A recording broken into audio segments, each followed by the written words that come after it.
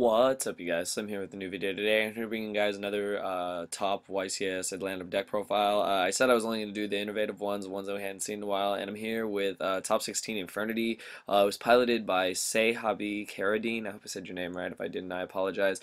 For those of you who don't remember him, he was the one who top forward with Black Wings when they first got Whirlwind back to 3, and also won one of the ARG circuits with Dragoonity Rulers. He was the only one running Tidal in that deck, so if you guys remember that. And he's back again with yet another top, this time with Infernities.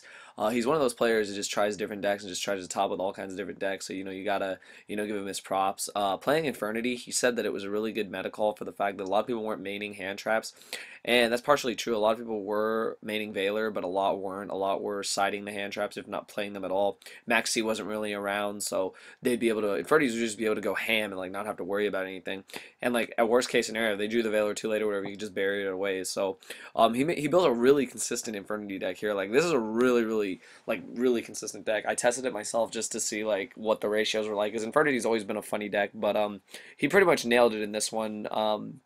I like the side deck too. The side deck was really cool.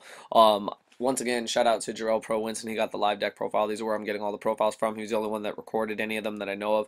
So make sure you guys subscribe to him and be sure to check out the live videos for the real explanations. I just wanted to bring this to your attention in case you guys didn't see it in your news feed. So I'm going to get to the main deck. Starts with the 1 Archfiend Harris. It's pretty like a staple in the deck now. The 1 Armageddon Knight and the 2 Greffers, get your graveyard loaded. The 3 Archfiend, cards broken. The 3 Necromancer, just more combos. And he ran 3 Stygian Street Patrol. He said a lot of people usually run 2. He runs 3. He wants to get the combo going. He wants a combo more consistent.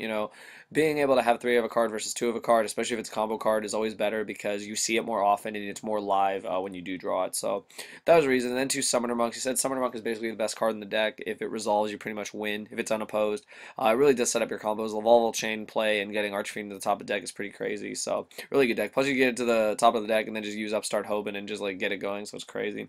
That's it for the monsters. Infernities always keep a low level of monsters. On to the spells. 1 Allure. The 1 Archfiend, field card to go with Harris, 1 Book of Moon, 1 Foolish Burial, 1 Infernity Launcher, 2 Instant Fusion, card's crazy, keeps your combos going, gets your combos started, 3 Typhoon, staple, 1 Rhoda for the 3 guys, 2 Transmodify. This card is absolutely insane in this deck. This was like the deck it was made for.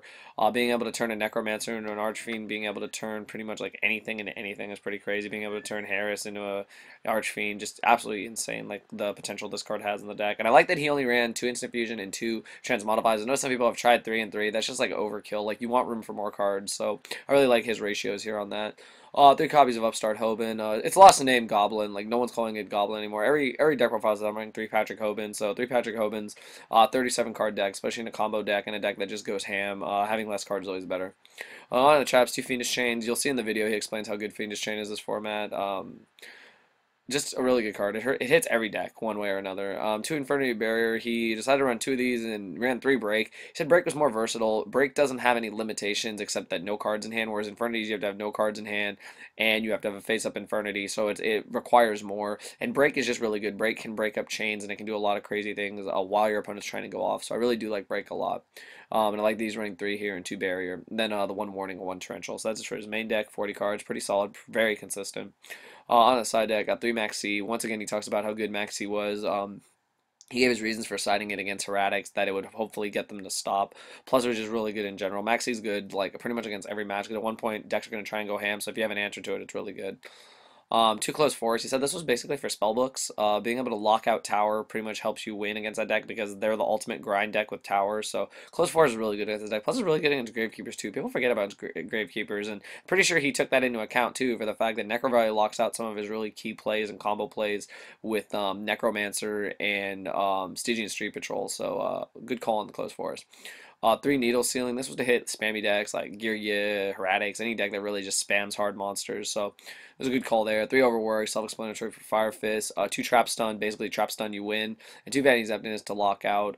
He also used Master Key Beetle, so you just Key Beetle lock it and pretty much a GG right there.